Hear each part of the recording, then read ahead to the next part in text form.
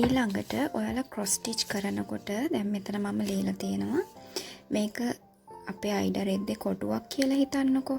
එතකොට අපි මෙතන තමයි 1 මේක 2 මේක 3 මේක 4. ඒ කියන්නේ අපි ඉන්දි කට්ට රෙද්දේ යටපැත්තේ ඉන්දි කට්ට උඩට ගන්න මේ අංක 1කින්.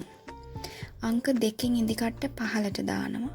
නැවත අංක 3න් ඉහළට ගන්නවා. අංක 4න් පහළට දානවා. ඒ විදිහට තමයි කදිරේ හැදෙන්න ඕන. ඊට අමතරව අපි දැන් එක දිගට කොටු තියෙනවා එකම කලර් එකකින්. එතකොට මහගෙන යනකොට කොටුවේ මෙතන අංක 1 මෙතනින් තමයි ඉදි කට්ට උඩට ඇදලා ගන්නෙ යට ඉඳලා. 2කින් මෙතන 2 මෙතනින් පල්ලෙහාට ඉදි කට්ට දානවා. නැවත 3 ඊළඟ කොටුවේ පළවෙනි සිදුර 3 4 ඊට පස්සේ මෙතනින් පල්ලෙහාට දාලා ඊළඟ කොටුවේ පළවෙනි සිදුරෙන් උඩට ගන්නවා. එතන 5 6 කොටුවේ කෙරවලින් පල්ලෙහාට ඉදි කට්ට දානවා. පස්සේ ඊට පස්සේ මෙතන තියෙන 5 අපි උඩට ගත්ත ඉදි කට්ට ගත්ත තැන සහ මෙතන ඊළඟ සිදුරෙන් තමයි අපි ඉදි කට්ට උඩට නැවත ඇදලා ගන්නෙ. මේ විදිහට පැහැදිලිව තියෙනවා ඔයගොල්ලන්ට. 1 මෙතනින් ඉදි කට්ට උඩට ගත්තා, ඇතුළට දැම්මා, නැවත උඩට ගත්තා, ඇතුළට දැම්මා, උඩට ඇතුළට උඩට ඇතුළට ඊට පස්සේ මේට උඩින් තියෙන කොටුවෙන් තමයි උඩට ගන්නෙ ඇතුළට. පේනවද? ඊට පස්සේ නැවත මෙතනින් උඩට, මෙතනින් ඇතුළට, මෙතනින් උඩට, මෙතනින් ඇතුළට, මෙතනින් උඩට, මෙතනින් ඇතුළට. ඒ විදිහට. දැන් මම මේ පුංචියට ඔයගොල්ලන්ට පළවෙනියටම ඉගෙන ගන්න හාට් එකක chart එකක් විදිහට මම මේ ඇඳගත්තා මෙතන. මම කියලා දෙන්නම් කොහොමද මේක මහන්නේ කියලා. දැන් මම මේ විදිහට ඉදි කට්ටට පොටවල් 3ක් සහිත නූලක් දාගත්තා. දාලා මෙතනින් ගැටයක් ගහගත්තා. ඊට පස්සේ මේ වගේ මම පොඩි රෙදි කෑල්ලක් අරන් තිනවා. ඔයාලත් ඉස්සලාම පුරුදු වෙන කෙනෙක් මේ වගේ චූටි රෙදි කෑල්ලක් ගන්න. ඊට පස්සේ දැන් මේක තමයි අපේ chart එක. මේකට තියන්න. පස්සේ මෙතන අපිට පුළුවන් පල්ලෙහෙන් පටන් ගන්න. එතකොට ලේසි අපිට කරන්න.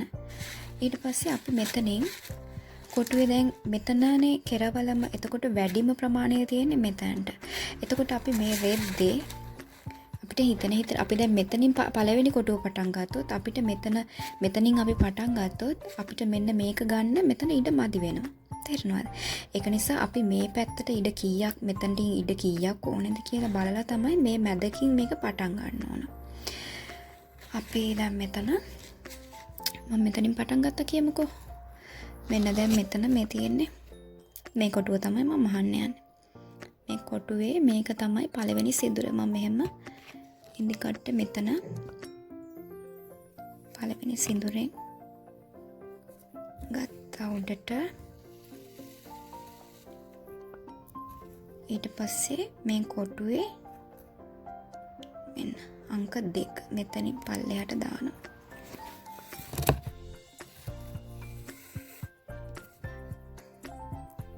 ඊට පස්සේ මෙතනින් නැවත උඩට ගන්නවා. නැවත පහළට දානවා. මෙන්න කතිරේ. ඊට පස්සේ අපිට තියෙන කොටු 3ක්. කොටු 3ක් ඒක අපි බලන්නේ මෙහෙම. මෙතන 1 ඊට පස්සේ 1 2 3 මේක තමයි එතකොට මැදට හිටින්නේ. මේක මැදට මේක දෙපැත්තට තව දෙකකුයි මැද එකයි මහනවා. එතකොට මෙතන මේක මෙහෙම ගත්තා 1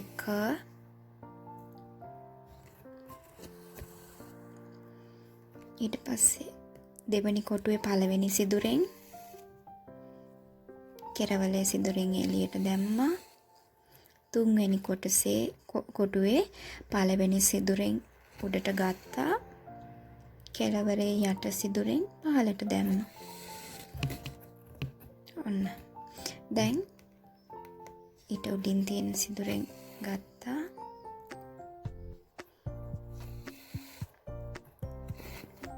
නූල ටිකක් දිග වැඩි වුණොත් මේ වගේ ගැට ගැහෙන්න බලනවා. ඒ හින්දා ගොඩාක් ලොකුවට නූල ගන්න එපා. මම ලේසියට ගත්තා.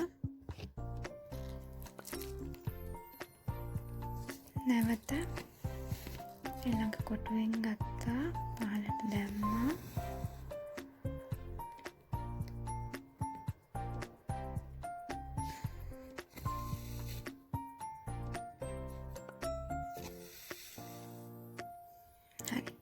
ඊළඟ වටේ ඊට පස්සේ තියෙනවා මෙතන මේ කොටු තුනට දෙපැත්තෙන් තව එක වැඩි වෙලා තියෙනවා. එතකොට කොටු මෙතන තියෙන 5ක්. එතකොට තුන්වෙනි කොටුවට කලින් කොටුවක් තියෙනවා.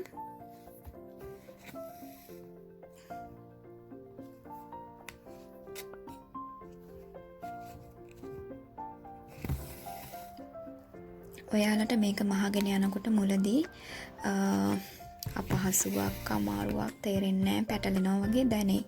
නමුත් අතාරින්න එපා. මේක හිමින් හරි ඉවසීමක් ඕන. මේ කතිර මැහුම් වහන්න හරීම ඉවසීමක් ඕන. එතකොට ඉවසීමෙන් මේ වැඩ ටික හරියට ලස්සනට අල්ලගෙන ගියොත් ලස්සන නිර්මාණයක්, ලස්සන නිමාවක් එක්කලා කියන්නේ පිළිවෙලක් එක්කලා ඔයාලට ඒක බලා ගන්න පුළුවන්.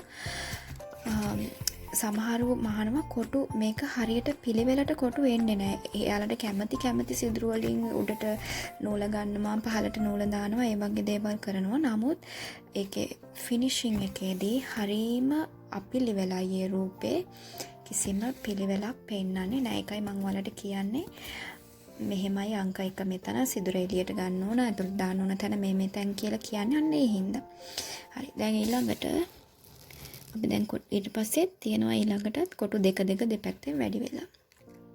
දැන් මෙතන ඔයාලට පැටලෙනවා නම් ඔයාලා පළවෙනි කොටුව මහලා ඉවරනාම මේක මෙහෙම කපලා ඉවත් කරන්න. එහෙම කපන්න.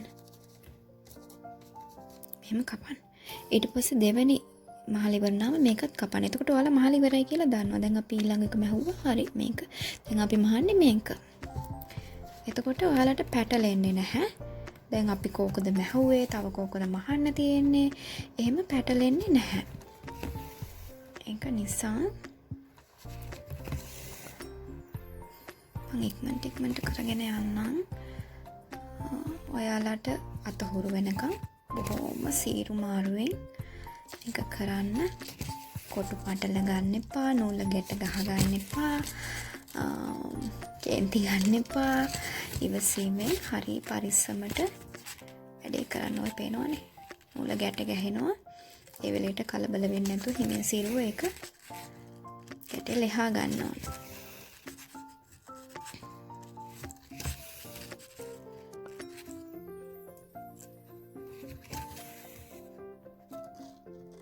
තව එකක් මේක මහනකොට නූල ගොඩාක් තදට අදින්න එපා. එතකොට මේ රූපේ තියෙන අර ස්වභාවික ගතිය නැති වෙනවා. තද කරන්න එපා. සාමාන්‍ය නූල ඇතුළ ඒක දාලා ඉවර වෙලා මේ බුරුලට තියන්න. ගොඩාක් බුරුලටත් නෙමෙයි, ගොඩාක් තදටත් නෙමෙයි. හරි. දැන් අපි මේකත් මහලා ඉවරයි. ඊට පස්සෙත් අපිට කොටු දෙකක් දෙපැත්තට වැඩියෙන් තියෙනවා. මේක දැන් මම මේ කියලා දෙන විදිහට අමතරව ඔයාලා මේක කරගෙන යනකොට ඔයාලට හිතෙනවා මෙහෙම කරන්න ඕනා කියලා ඔයාලට අලුත් අදහස් එනවා. එතකොට මම කියා දෙන දේම නෙවෙයි, ඔයාලගේ අලුත් අදහසුත් එක්කලා ඔයාලට ලස්සන නිර්මාණයක් මෙතනදි කරගන්න පුළුවන්. දැන් මෙතනදී සමහර chart වල අපි දැන් පාට වෙනස් කරන්න ඕනනේ. එතකොට මෙතන අපි හිතමුකෝ දැන් මේ කොටුව මහලා ඉවර වෙලා ඊළඟ පේලියේ තියෙන්නේ වෙන පාටකින්. එතකොට ඔයාට මෙතනින් මෙහෙම නූල මෙහෙම එළියට දාලා මෙතනින් මෙහෙම මෙන්න මේ ධාරයක් තියෙන මේ පටියක් වගේ ඒ පටියේ නූල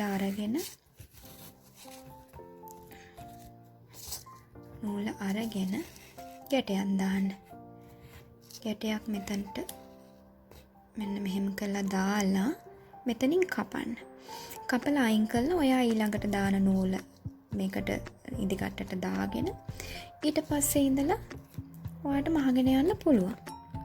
ඒ විදිහට ඒක අපහසුයක් නෑ, කරගෙන යනකොට තේරෙනවා.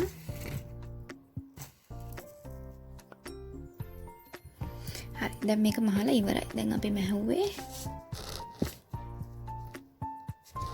මේක. ඊළඟට පේලිය. ඊළඟ පේලියත් මේ බලන්න. මේකේ කෙලින්මයි තියෙන්නේ. මේ සමාන කොටු ගානක්මයි ඒකෙත් තියෙන්නේ. අපි එකත් මහමු.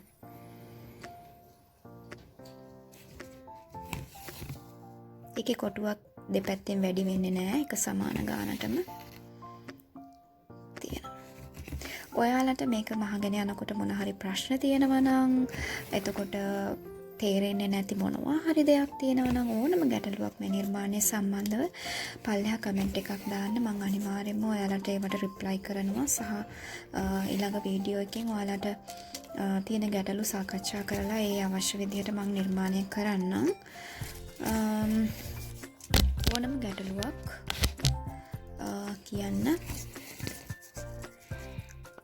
පුළුවන්. උපරිමයෙන්ම ගැටලුව විසඳලා මට පුළුවන් උපරිමයෙන්ම ඔයගොල්ලන්ට මේක කියා දෙන්න තමයි උත්සාහය.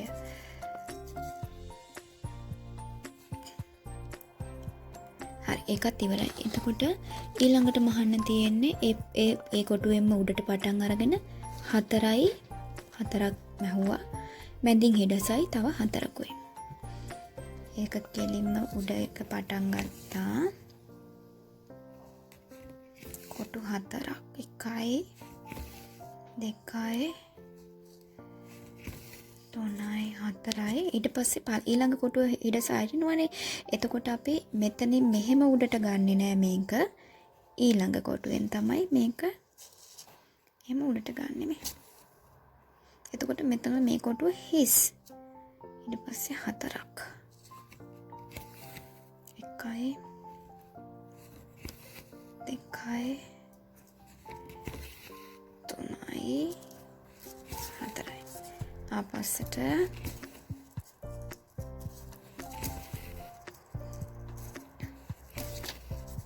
හරි. දැන් මෙතනින් ඉදි කට්ට දාලා මෙතනින් ආපහු උඩට ගන්න.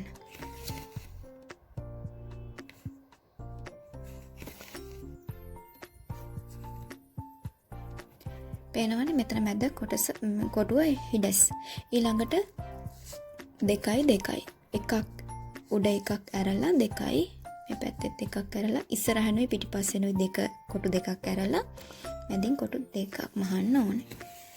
එකක් ඇරියා එක මැහුවා මේක. ඊට පස්සේ කොටු 3ක් අපි හිඩස් තියන්න ඕන. ඊට පස්සේ අපි බලනවා 1යි 2යි 3යි 4 වෙනි එකේ තමයි මහන්න ඕන. තේරෙනවනේ?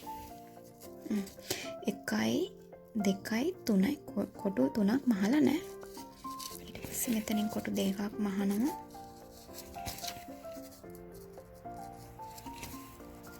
1යි 2යි නැවත ඉඳි කට්ට මෙතනින් ගන්නවා.